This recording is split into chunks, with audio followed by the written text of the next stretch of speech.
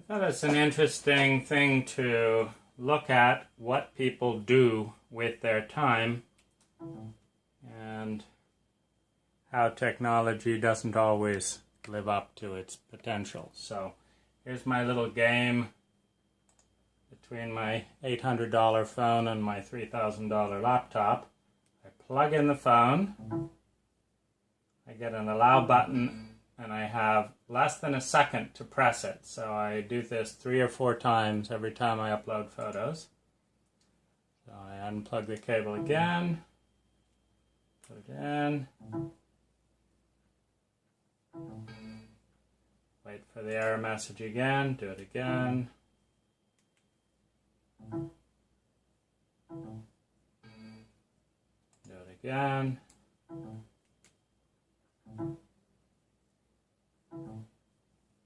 Aha. So I do that anywhere from 2 to 10 times, and lo and behold, I get my photos on screen.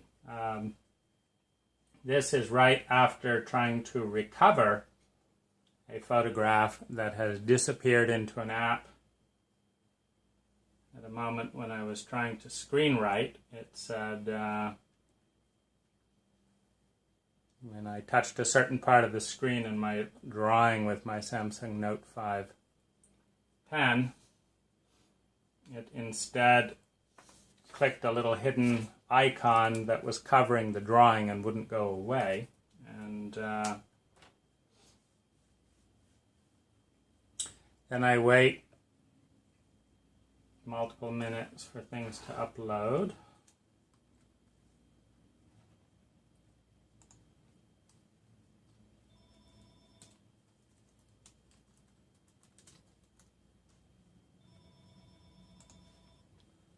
I'll be back. The problem continues with printing the document that I have recovered by importing into the phone or into the computer, because it's too hard to locate it on the phone. Once it disappears somewhere, there's no search mechanism on the phone to say, look at all photos of every app. So when I click print, we say full page photo, and we can see a full page photo. You can't, obviously, because you're on a phone that does not zoom in. But I see the exact photo for the print preview.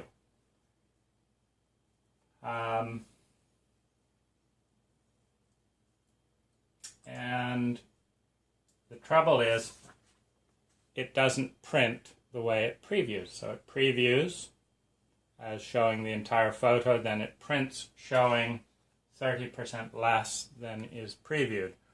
So this begins an interrogation of how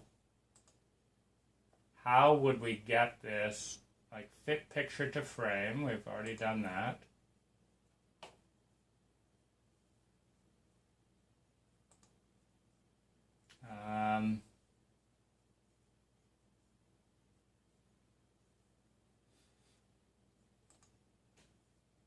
Eight and a half by 11. So there's kind of a process with each of these things regarding, like, what does this mean? Aha! So it turns out that fit picture to frame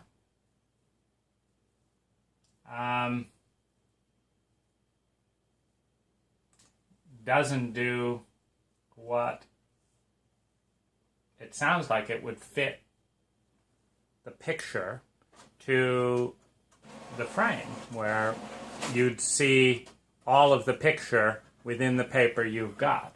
But that's not the way they mean it. They mean that they will blow the picture up to an even edge and lose some of the flame. So let's see how this works. And we may actually get a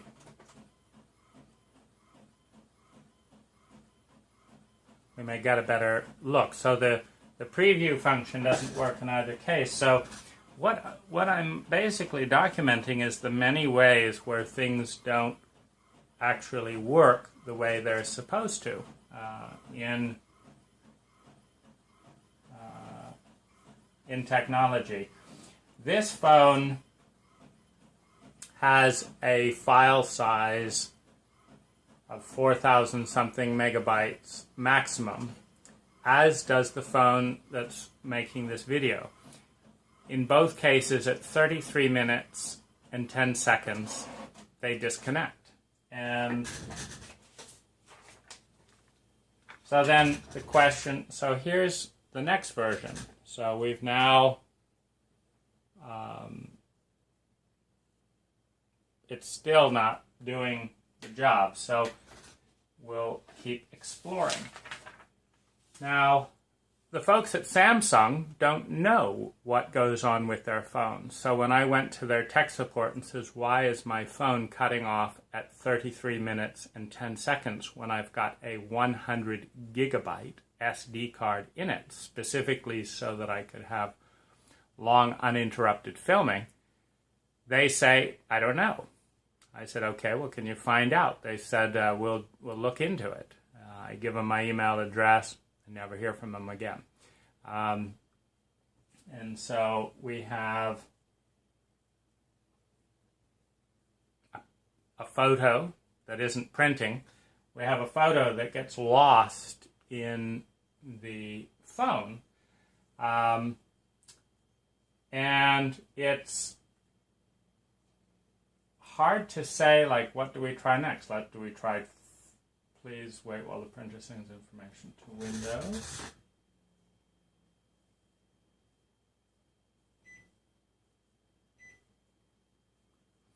I have a fax number that has an odd answering feature. So what I do is I unplug the fax cord at the back here, except when I want to send a fax, then I hurriedly unsend it because the auto answer has a very short ring and it's hard to figure out what's going on. Now, I mention this because this is all happening, like the Toshiba Tecra that I have cost $2,900 and was supposed to have a 10-hour memory. It has a 3.5-hour, it was supposed to have a 10-hour battery. It has a 3.5-hour battery. The printer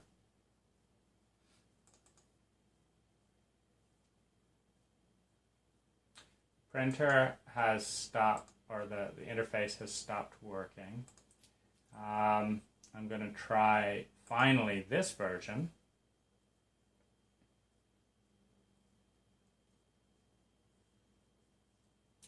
And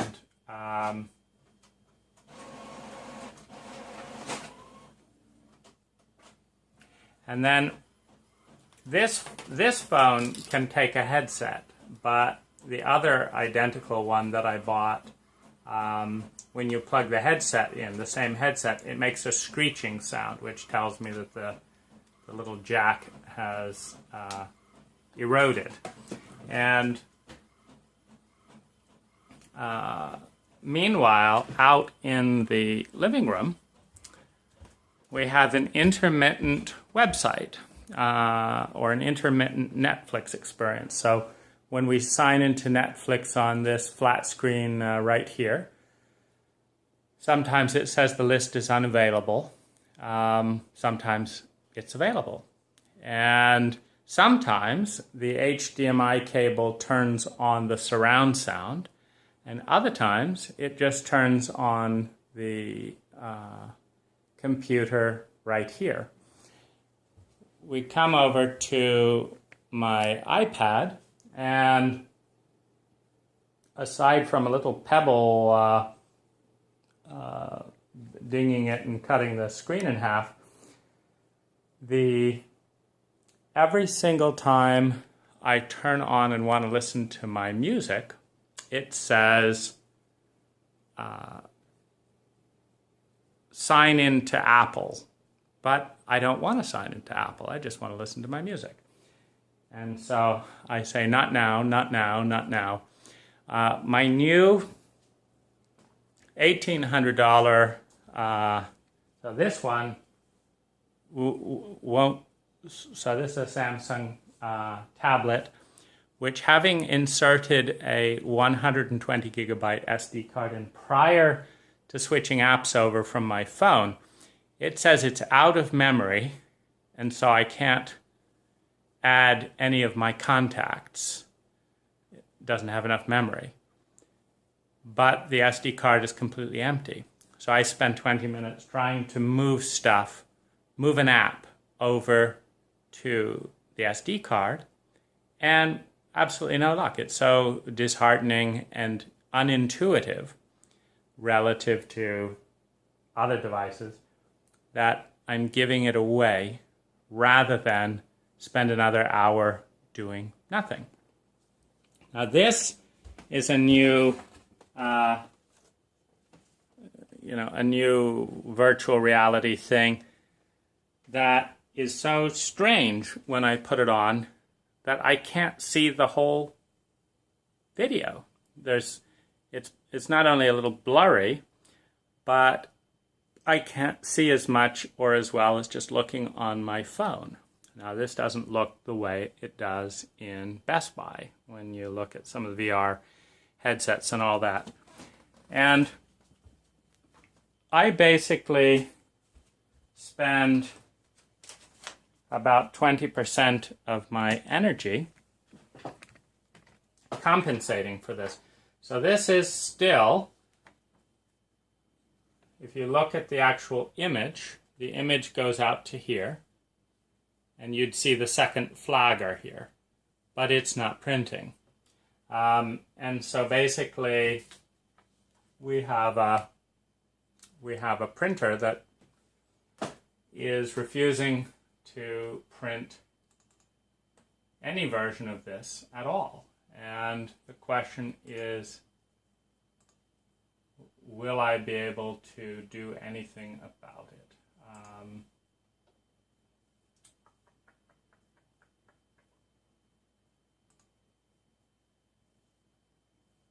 So this again shows the image perfectly.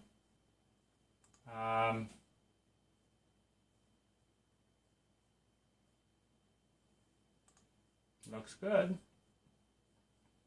Now there's no printer preview here.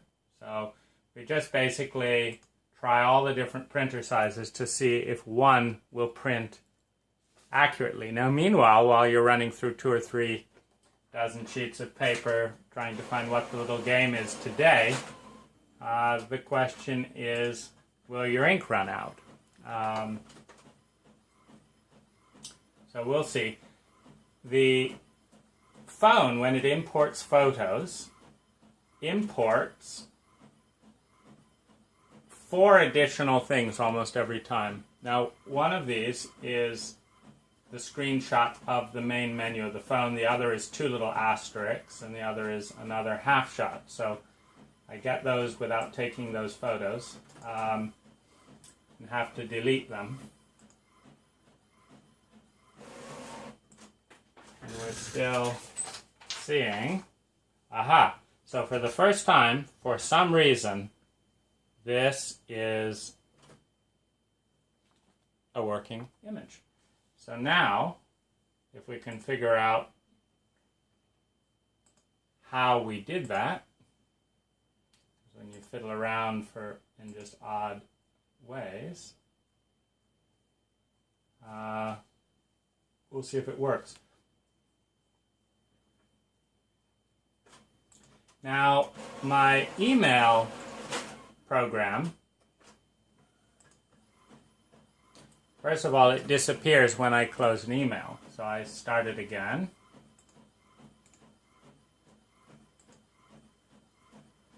And every single time I start and send and receive emails and press send and receive,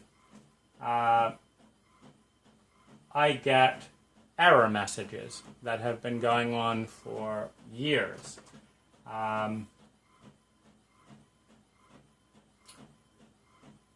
And earlier today when I tried to open an attachment, this email client, EM client, okay, so that was a mistake. This email client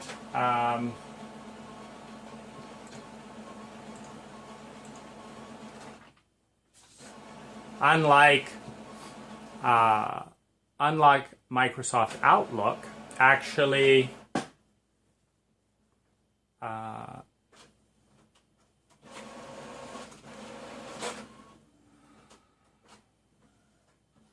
unlike Microsoft Outlook, can gather all of my emails in one inbox, all inboxes. Microsoft Outlook doesn't have it. So I use this program. However, I get error messages every time I open the program that I have to close out 2 or 3 times. So that's 3 clicks to delete the error messages, and then it'll open up. And when the computer crashes, the $2,900 computer crashes,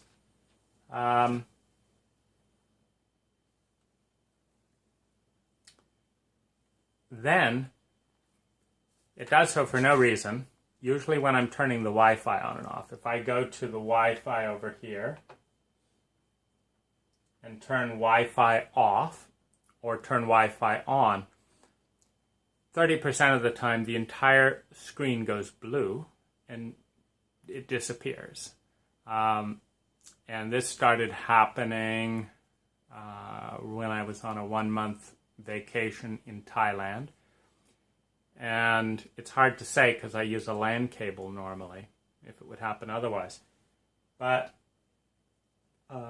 what's interesting is even the new $1,800 1 terabyte SSD drive, top of the line HP, I think it's a Spectre, 15-inch, it's beautiful.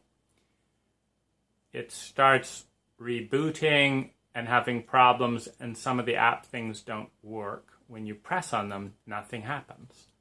So it's the same basic thing, that right from the get-go, there are things that are up on just about everything. And surprisingly, it has nothing to do with money. It has nothing to do with money. Because I'm so paranoid about having my business collapse around these kinds of things, I spend for quality. $2,900 for a laptop, extra screen, nice quiet keyboard, $800 for an unlocked phone, etc., etc., etc. And yet, my $300 laptop is older than this and doesn't have some of its problems, which leaves me just wondering, is it a joke? Is there any correlation whatsoever between money and reliability and intelligence? And Apple, where I spent $1,000 to buy an iPad rather than just a nice $200 or $300 or $400 tablet from Samsung, bothers me more than any other company with how to get apps to work. Skype on Apple does not work as good as Skype on any other device. Apple seems to have gone out of its way to downgrade Skype so that its own proprietary apps can outshine Skype with an unfair advantage just by blocking Skype's functionality. So this feels like a betrayal. You spend $1,000, which is twice the money, to get top performance, only to find that your leader company is deliberately sabotaging the apps that are both more expensive on Apple, harder to sign into the accounts and function, even for free things. You can't download stuff for free. And finally, that things work less effectively. Skype, being a prime example, but that's the main thing that I use. Then Apple has relegated all of my music to an email address that I haven't used for more than 10 years. And I can't access the music. But it's there on my iPad. So I just use it on my iPad and just give up on the desktop because I can't sign into that account because it's and I don't even know where to begin. I've spent about an hour trying to work around that thing. And what it leaves me as kind of the punchline is wishing for tape players. A tape player and a typewriter have never shut down in the middle of listening to a tape or whatever, have never stopped working. You don't require any software. You just use them for 10, 20, 30 years reliably, and they don't change on you suddenly. And you don't turn on your phone one day and find that the icons have all changed colors, so that your memory, which is a visual memory, is now confused because it instinctively could go and where that color and that place was. But now they've just changed the icons, so it's confused, that repetitive focus, whereas a typewriter, for 20 years it's the same, so you can do it without thinking, which brings grace into life. So this is just a little bit of a small window into the anywhere from 10 to 40% of my energy, which I spend jumping hoops, and I'm not even getting into the hoops that I have to jump through to use Microsoft Word, how all the bullets rearrange themselves in the most bizarre way that requires endless experimentation. What if I tried this? What if I did this? What if I deleted from this line instead of this line? What if I did this and this? It's a constant experiment to see how all of these different technologies and computers touch into one another, not to mention the fact that if I have Wi-Fi open or 3G open for more than 10 minutes and I'm holding the device, my joints here and here hurt. And they hurt for 2 days if I have more than 10-minute exposure, so I keep it in airplane mode most of the time. So we're running up on the time when this camera, another $700 phone from Samsung, I love the Note series, is going to turn off the video automatically and say maximum file size. Why? Is there a setting in there? No.